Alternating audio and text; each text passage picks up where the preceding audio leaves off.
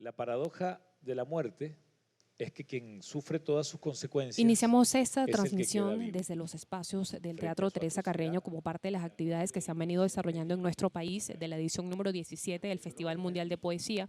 El día de hoy, en estos espacios, específicamente en la Librería del Sur, se realiza la presentación de una obra literaria y se trata de La belleza, de la autora chilena Amanda Durán. De inmediato vamos a escuchar la presentación de este libro en voz del vicepresidente de Comunicación, Cultura y Turismo, Freddy Ñáñez, y también poeta y escritor participante de esta nueva edición del Festival Mundial de Poesía. Escuchemos. Todo lo que pueda ofrecer la filosofía como consuelo, la muerte tiene una solidez de roca y de llama, de rayo y de centella, una realidad que arrastra y subyuga todas las otras a un abismo abierto convertido en un central vacío.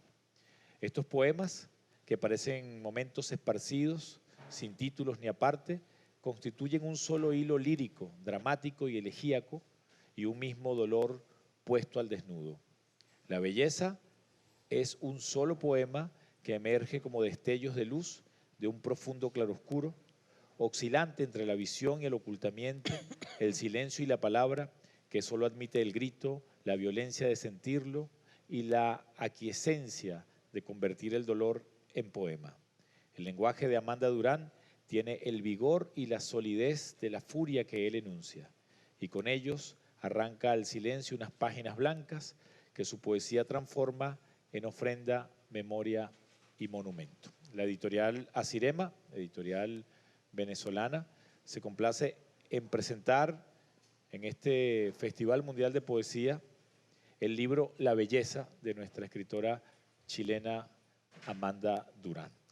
Como editor solo puedo agregar que todo el conjunto o todo lo que el poema presenta en su conjunto no es sino un camino que nos conduce directamente a pensar los problemas fundamentales de la existencia humana.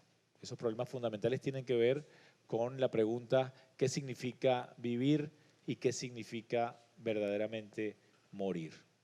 Son estas dos preguntas las que justifican toda la literatura.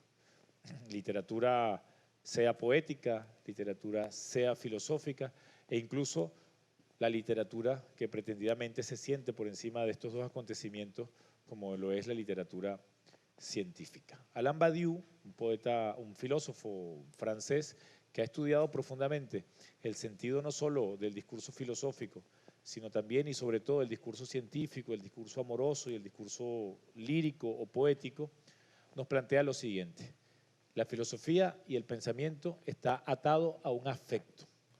Para él, el afecto de la beatitud está directamente ligado con el pensamiento científico. Develar, descubrir, construir una verdad pone al ser en un estado de pureza tal que la existencia brilla en el más sentido beato.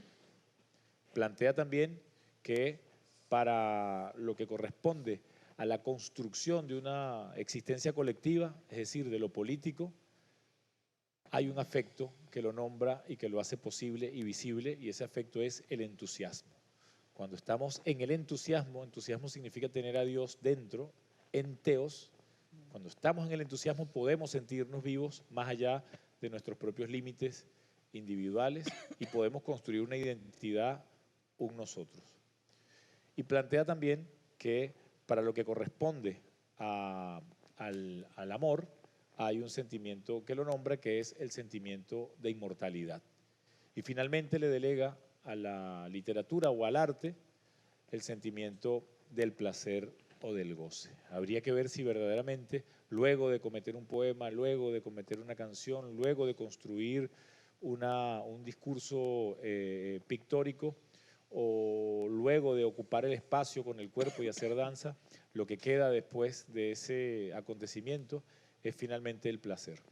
Lo que sí estoy completamente convencido es que estos cuatro afectos que Badiou ha nombrado se juntan, ocurren, se suceden uno tras otro en la poesía de Amanda Durán y específicamente en el poema, porque así creemos en la editorial, ya nos los dirá Amanda, que se trata de un solo poema, un poema que va sucediéndose, que va apareciendo de distintas maneras, que guardando una misma voz y un mismo registro busca caminos completamente diferentes para llegar precisamente a lo mismo, es decir, a nombrar aquello que escapa al nombre, a ver aquello que no quiere ser visto o que se oculta y finalmente darle a todo ello una sonoridad y una imagen que pueda llegar hasta el otro para explicarle qué significa la muerte para nosotros.